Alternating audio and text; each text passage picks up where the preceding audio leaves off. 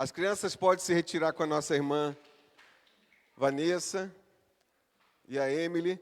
Estarão ensaiando para a festividade que vai acontecer no próximo dia 19, sábado que vem. Marcos, capítulo de número 14. Abra comigo a sua Bíblia e juntos vamos, então, ler o texto a partir do versículo de número 22 para nossa meditação nesta noite. Por favor. Evangelho de Marcos, capítulo de número 14, versículo 22 ao 26.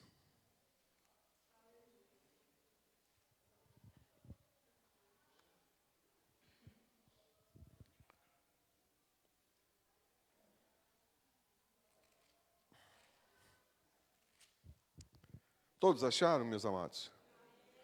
Leiamos então, acompanhe a leitura, versículo 22 ao 26, um texto pequeno que nos diz assim: E comendo eles, tomou Jesus pão e abençoando-o, o partiu e deu-lhe e disse: Tomai e comei, isso é o meu corpo.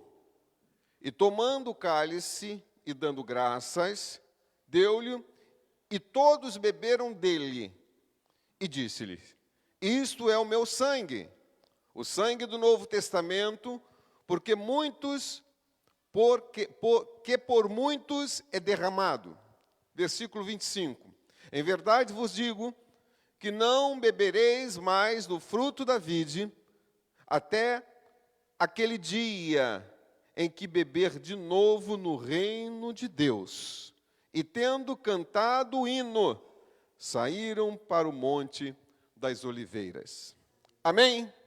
Curva a sua cabeça. Nosso Deus, suplicamos que o Senhor abra a nossa mente, nos esclareça pelo Teu Santo Espírito, nos ilumine para que possamos entender, compreender e discernir a tamanha importância que tem a Tua palavra, Senhor, acerca da morte e da ressurreição do nosso Salvador e Senhor Jesus. Assim oramos a Ti, em nome do Senhor Jesus. Amém?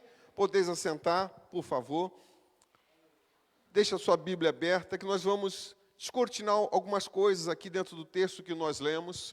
A primeira coisa que eu gostaria de destacar com os irmãos é que a ceia do Senhor, que nós estaremos participando nesta noite, foi instituída pelo nosso Senhor Jesus Cristo, em que traz alguns eventos que é bom que a gente possa lembrar, trazer à nossa memória. Então, a ceia foi instituída pelo nosso Salvador na noite em que ele foi traído por Judas. Primeiro ponto a ser destacado. E foi exatamente no dia da Páscoa judaica. Tinha um acontecimento naquela época. Dois eventos já eu destaco aqui, na noite em que ele foi traído e no dia que se comemorava uma festividade em Jerusalém. A Santa Ceia, meus amados irmãos, foi ordenada por Cristo para que se fosse realizada, para sempre trazer na nossa memória o sacrifício que Ele fez por nós na cruz do Calvário. Todas as vezes que nós nos reunirmos para estarmos em torno da mesa, seria necessário nós lembrarmos daquilo que foi feito por nós na cruz do Calvário. Então, essa instituição chamada Ceia do Senhor foi ordenada por Cristo para que fosse realizada para sempre como uma forma de lembrar do seu sacrifício ali na cruz do Calvário pelos nossos pecados. E por conta disso, ou por causa disso, nós cristãos celebramos até hoje. Nós cristãos trazemos à memória o que ocorreu nessa data, e como um memorial do grande amor de Deus para com cada um de nós. Porque a morte de Cristo na cruz do Calvário aponta ao amor do Senhor Deus para com as nossas vidas. Está escrito, porque Deus amou o mundo de tal maneira que deu o seu Filho unigênito, para que todo aquele que nele crê não pereça, mas tenha a vida eterna. É o amor de Deus para conosco, é que fez com que Ele entregasse o seu filho para morrer na cruz do Calvário por nós. Assim a Bíblia relata, em memória de mim. Da mesma forma, depois da ceia, a Bíblia diz que ele tomou o cálice e disse: este cálice é a nova aliança no meu sangue, façam isso também, sempre que beberem, em memória de mim. Daqui a pouquinho nós vamos tomar parte do pão, que representa o corpo. Daqui a pouco nós teremos parte do cálice, do vinho, que representa o sangue. E tudo isso em memória, lembrando do sacrifício, lembrando da dor, lembrando do sofrimento, lembrando do que Ele passou para que eu e você estivéssemos aqui. Lembrando do seu sangue que foi derramado para que eu e você fosse justificado, fôssemos perdoados. E Jesus quer que nós lembremos dele como aquele que deu a sua própria vida para que eu e você pudéssemos viver, para que a nossa aliança com Deus fosse restaurada, porque o pecado separou o homem de Deus quando os nossos pais, Adão e Eva, pecam lá no Éden. A reconciliação do ser humano para com Deus foi através da morte de Cristo. E nós entendemos assim, abraçamos essa visão de que Cristo é quem nos reconcilia com Deus, e a Ele nós fomos, reconhecendo que somos pecadores, reconhecendo o seu sacrifício na cruz do Calvário, e hoje nós estamos aqui, para lembrarmos desse sacrifício, para trazer a nossa mente e memória, e graças a Deus essa aliança foi restaurada para cada um de nós que assim reconheceu. A Santa Ceia, meus irmãos, é o momento em que nós devemos recordar que seu corpo santo foi ferido e o seu sangue foi derramado ali na cruz, para que eu e você, para que nós fôssemos libertos do cativeiro de Satanás. A Bíblia diz que as pessoas que não têm esse entendimento, as pessoas que não têm essa visão, as pessoas que não conhecem Cristo como seu único e suficiente Salvador, lamentavelmente estão presas. Estão cativas, estão algemadas. A Bíblia diz lá em Timóteo que a vontade do homem está presa ao diabo. Vê se você acha esse texto aí para a gente. 1 Timóteo, capítulo de número 2, versículo 24, talvez 25. Tem um texto que diz que a vontade do homem está presa ao diabo. E eu e você hoje temos a liberdade de exaltar, de glorificar, de bendizer ao nome do Senhor. Capítulo 2, versículo 25 e 26, talvez. Vê lá, querido, por favor. Vamos ler o texto, meus amados. Assim que ele achar. 25. Não tem? Então bota o capítulo 2, por favor. Bota 2 Timóteo, capítulo de número 2. 2 de Timóteo. Isso. Olha lá. Muito bem. Versículo 25. Instruindo com mansidão os que resistem, a ver se porventura Deus lhe dará arrependimento para conhecer a verdade. Versículo 26. E tornarem a despertar, desprendendo-se dos laços do diabo, em que a vontade deles estão presos. As pessoas não sabem, mas a vontade delas estão presas a Satanás, ao diabo. Estão cativas. Não tem vontade própria. O ser humano que não conhece a Deus, que não serve a Deus, lamentavelmente, segundo o que está escrito, a sua vontade está presa ao diabo. E aqueles que um dia conhecem Cristo como seu único e suficiente Salvador, passa a estar livre, aleluia, do jugo do diabo, passa a estar livre para servir a Deus e fazer a sua vontade.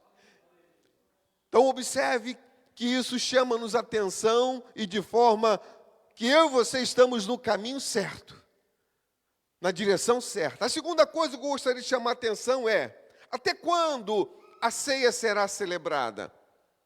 É uma pergunta a ser questionada e feita, e o texto, a palavra de Deus nos orienta, nos diz, nos responde. A Bíblia diz que a Santa Ceia deve ser realizada até que Jesus venha novamente.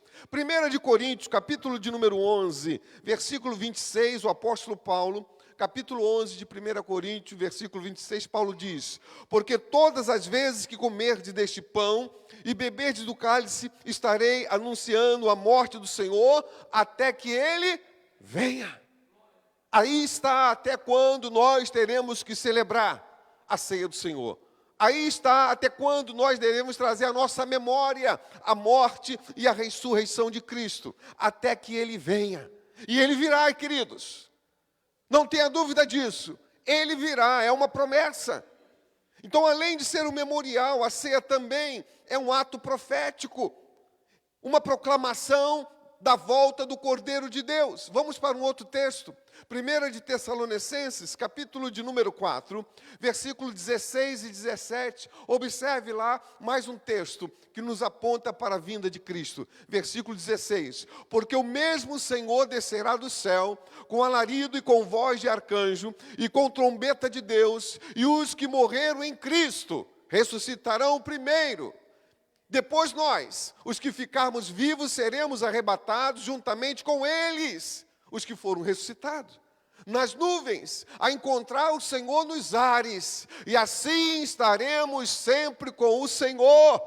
Há uma promessa nesse texto, dele vir buscar a sua igreja, até que ele venha, disse Jesus.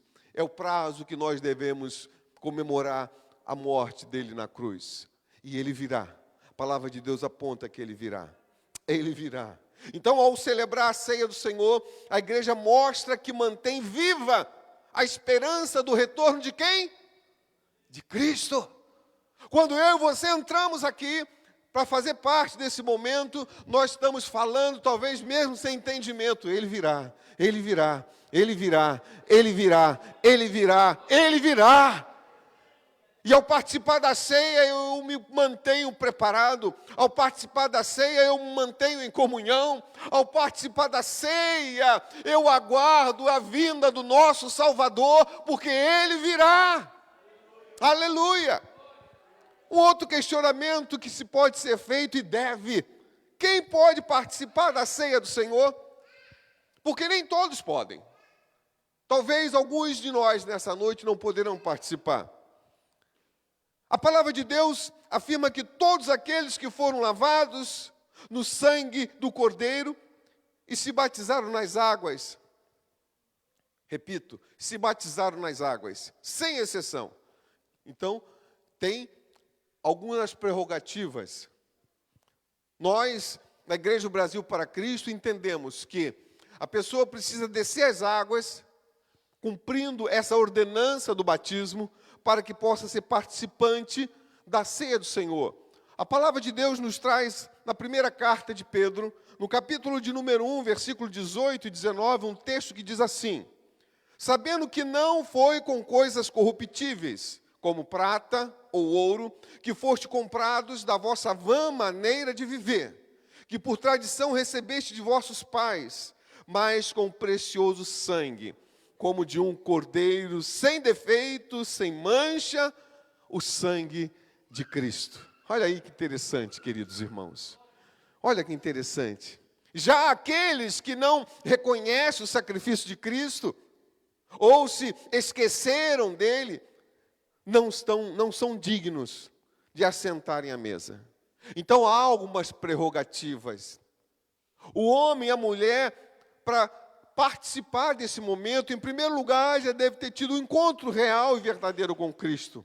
Em segundo lugar, esse encontro real e verdadeiro com Cristo precisa ser seguido da primeira ordenança, que é o batismo nas águas.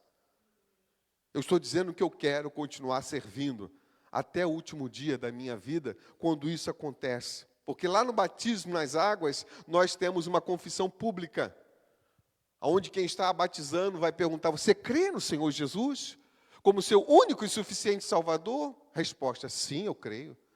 Você promete servi-lo durante todos os dias de sua vida? Sim, prometo. Opa! Segundo a sua fé e a sua confissão pública, então eu te batizo em nome do Pai, do Filho e do Espírito Santo. Você passa a estar apto a participar desse momento tão maravilhoso. Mas pastor, alguém pode ser crente, ter sido batizado nas águas e não está apto para participar da ceia? Sim, sim. É só viver na prática do pecado, uma prática contumaz, ou seja, pecado após pecado, batida em cima da batida daquele mesmo pecado, porque nós não somos perfeitos. Se eu vivo uma vida de pecado, ainda ter sido batizado nas águas, um dia ter crido e aceitado Jesus, não deve participar da ceia, porque você estará participando de forma indigna. Isso acarreta coisas ruins para você. Mas o momento da ceia também é um momento de reconciliação. O momento da ceia também é um momento de perdão. Esse é o momento que eu e você temos que refletir como vai as nossas vidas. É o momento de nós suplicarmos misericórdia de Deus. É o momento de nós reconhecermos as nossas faltas diante da grandeza do Senhor. É o momento de nós refletirmos como anda e como vai as nossas vidas. Senhor, eu não tenho agido bem, eu não tenho andado bem, eu não tenho feito segundo a Tua vontade. Tem misericórdia de mim. Perdoa os meus pecados, as minhas faltas. Você pode ter entrado todo errado aqui, mas você é batizado nas águas, mas você já é crente dessa igreja, mas por cargas d'água que nós não sabemos, você reconhece que pecou, você reconhece que errou. É esse momento que entra a misericórdia de Deus sobre a tua vida. É esse momento que o perdão de Deus te alcança, porque a Bíblia diz que é um coração quebrantado e contrito, Ele não rejeita. Aleluia! O diabo pode até ter colocado como barreira: você não vá porque você está errada, você não vá porque você está errado. Você vai porque Ele vai te perdoar. Você vai porque Ele vai reabilitar você. Você vai porque Ele tem bondade e misericórdia para te conceder. Você vai porque as suas misericórdias têm sido a causa de nós não sermos consumidos. Então venha, em nome de Jesus, reconheça, se dobre diante da presença dEle e peça o perdão necessário para que você possa estar reabilitado a participar desse momento tão glorioso e maravilhoso para todos nós. Diante dessas 3 instruções, cabe agora uma pergunta para todos nós que participamos da ceia. Como devemos participar da ceia do Senhor? Anote aí. Primeiro, com dignidade. 1 de Coríntios, capítulo 11, versículo 27. Acorda aí, meu filho. 1 de Coríntios, capítulo 11, versículo 27. Portanto, todo aquele que comer o pão, beber o cálice do Senhor indignamente, guarde isso, será culpado de pecar contra o corpo e o sangue. Há um detalhe, há um risco, se nós insistirmos em participarmos sem a devida dignidade. Nós não podemos nos assentar à mesa de qualquer maneira, para que não sejamos culpados, irmãos, de pecar contra o corpo e o sangue. O diabo, ele é sujo. O diabo, ele quer nos afastar da presença de Deus. E Deus sabe que somos falhos. Deus sabe que erramos. Mas a sua bondade e misericórdia está aqui pronta a ser estendida sobre as nossas vidas. Se nós clamarmos por essa misericórdia, ela chega até nós. Se nós entendermos que precisamos do perdão de Deus, Ele chega até nós. Se o diabo achava e pensava que nós não seríamos dignos de estarmos aqui nessa noite, ele está enganado, porque a misericórdia do Senhor nos alcança nessa noite e nos faz dignos de participar da ceia do Senhor.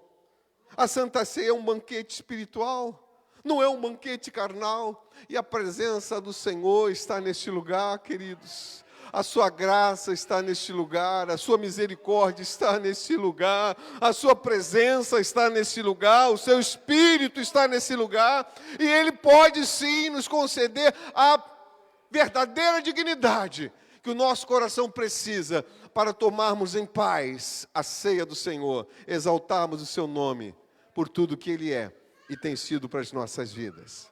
Primeira coisa, dignidade. Segunda coisa, reverência.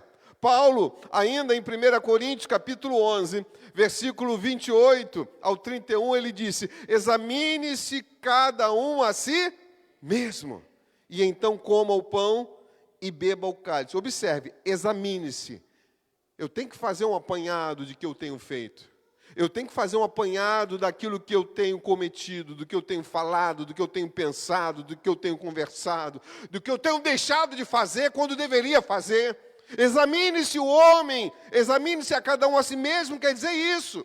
Eu não posso comer o pão, eu não posso participar, beber no cálice, sem antes esse exame, esse autoexame que nós precisamos fazer.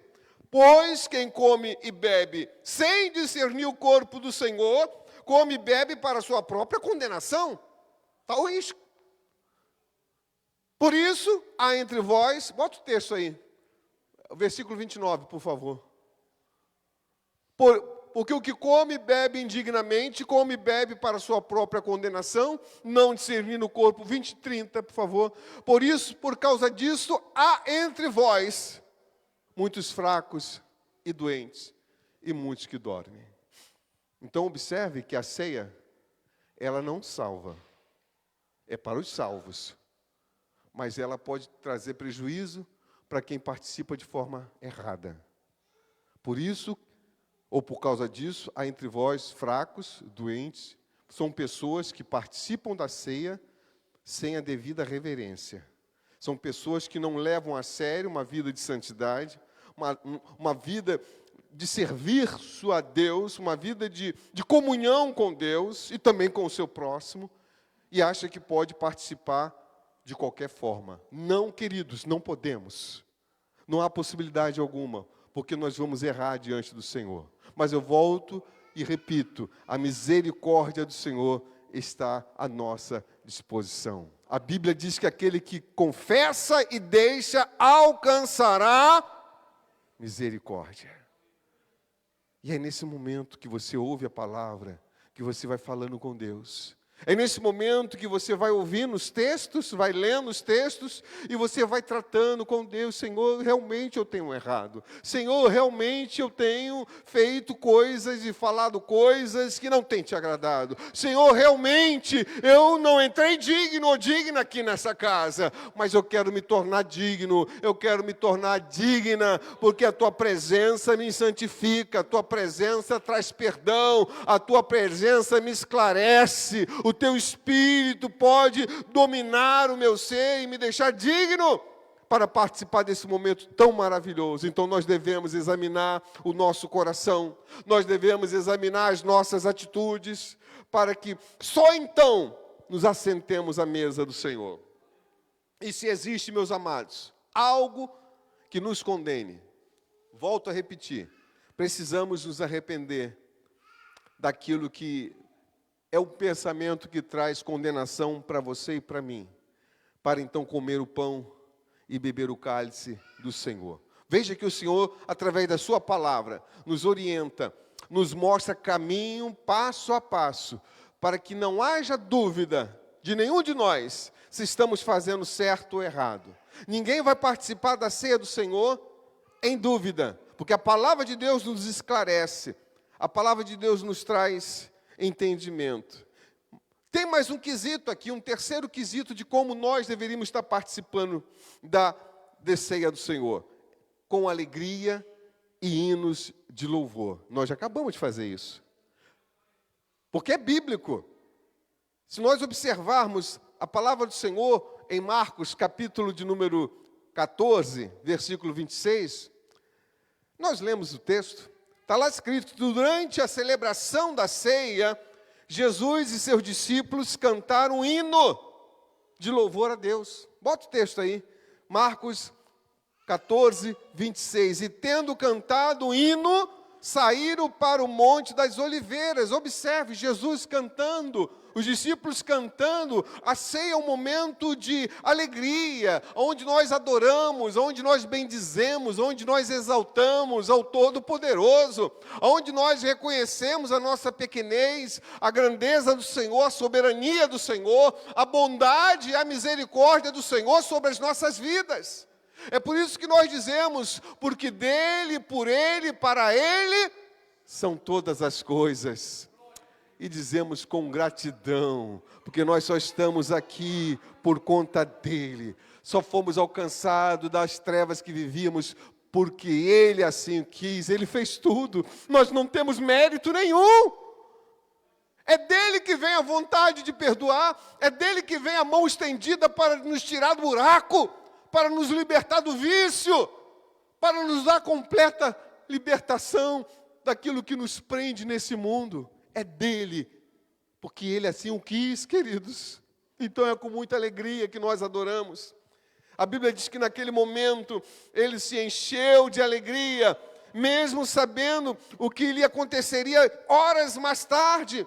E ao cantar, meu irmão, minha irmã, o Senhor Jesus, ele encarou a escuridão da noite, da dor e da morte, porque ele sabia que tudo estava nas mãos de Deus. Ele foi certo de que estava fazendo o melhor para o Pai, porque ele estaria comprando as nossas vidas, ele estaria oferecendo em sacrifício ao Pai, para que o nome dele, do Pai, fosse glorificado, e que as nossas vidas fossem resgatadas, e fez com alegria.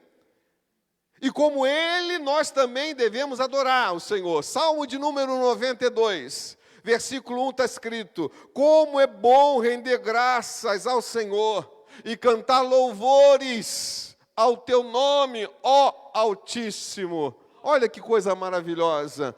O cristão que se preze precisa ter prazer em adorar ao Senhor, de glorificar o seu nome, meus amados. São tantas vozes, são tantos cânticos, são tantas músicas. Hoje eu tentei cochilar um pouquinho, mas o barulho lá de fora, as músicas, parece que estava no meu ouvido. Eu usei um tampão no ouvido, não consegui dormir. Não consegui, por conta do barulho que a vizinhança lá coloca. Um coloca um som daqui, o outro coloca um som de lá. E não era no prédio onde eu moro, era fora. De tão alto que estava, não conseguíamos.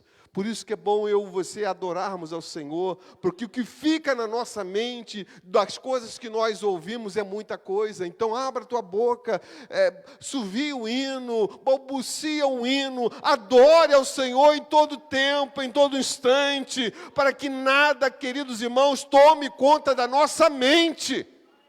Em nome de Jesus. Em nome de Jesus.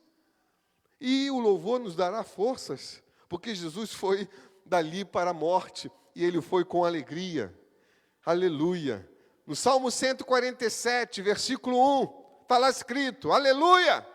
Como é bom cantar louvores ao nosso Deus, como é agradável o próprio, olha só, louvá-lo. Louvai ao Senhor, porque é bom cantar louvores ao nosso Deus, porque é agradável, decoroso é o louvor. Aleluia! Louvado, engrandecido seja o nome do Senhor. Na minha tradução está escrito: como é agradável e próprio louvá-lo.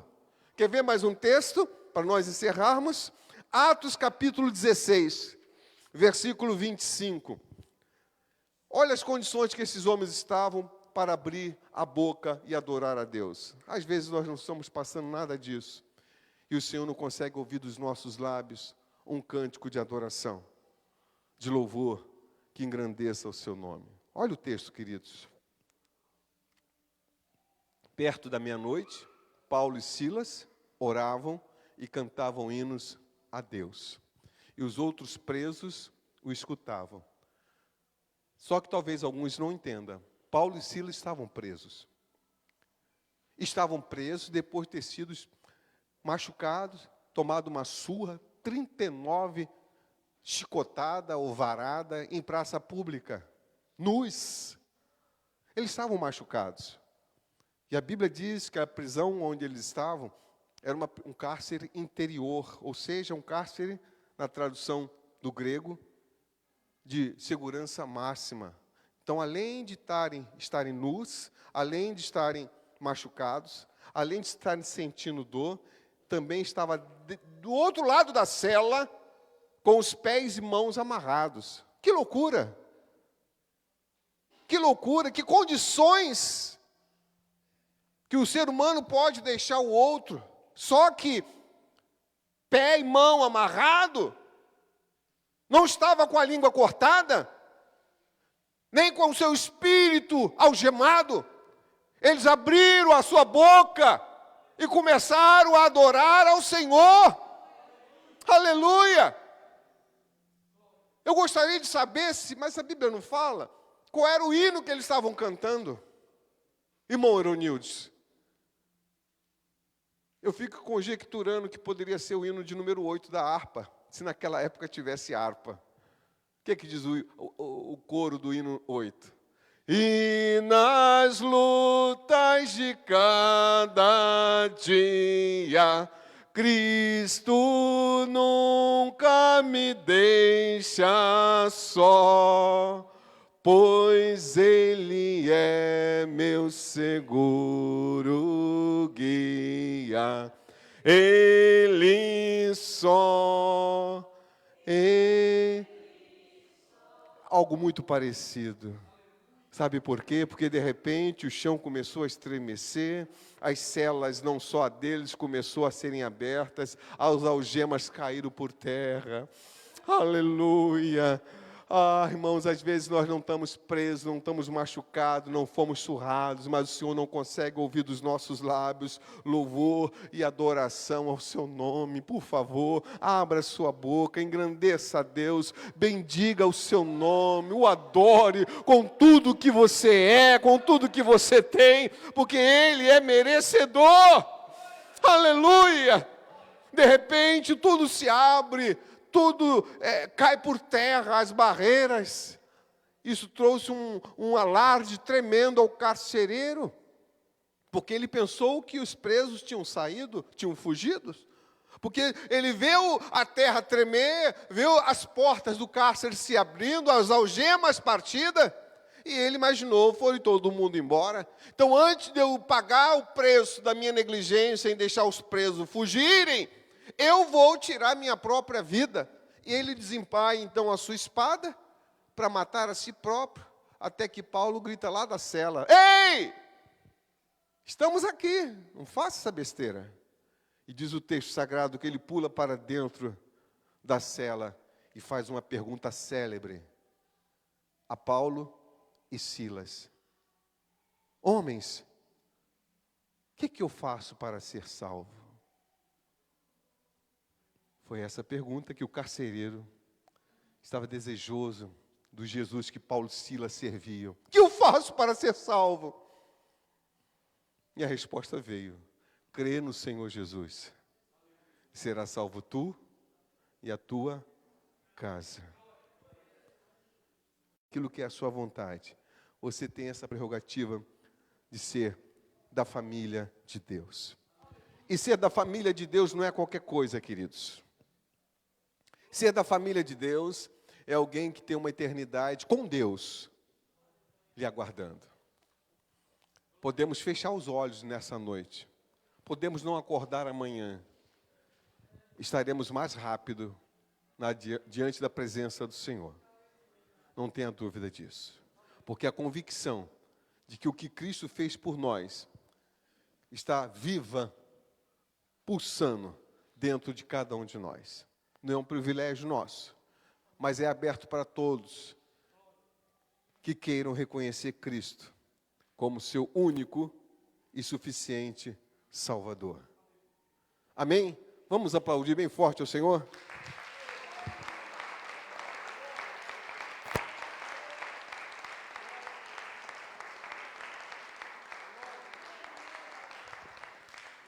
Nós estaremos apresentando ao Senhor o pão que representa o corpo de Cristo. Pedir para o nosso irmão presbítero Ramos fazer essa oração. Vamos ficar de pé, meus amados. Nós, quando comemos o pão, nesse momento da ceia, nós precisamos lembrar de duas coisas. No seu corpo, que é o que o pão representa, ele levou as nossas dores. A Bíblia diz que nas suas pisaduras nós fomos sarados. Levou as nossas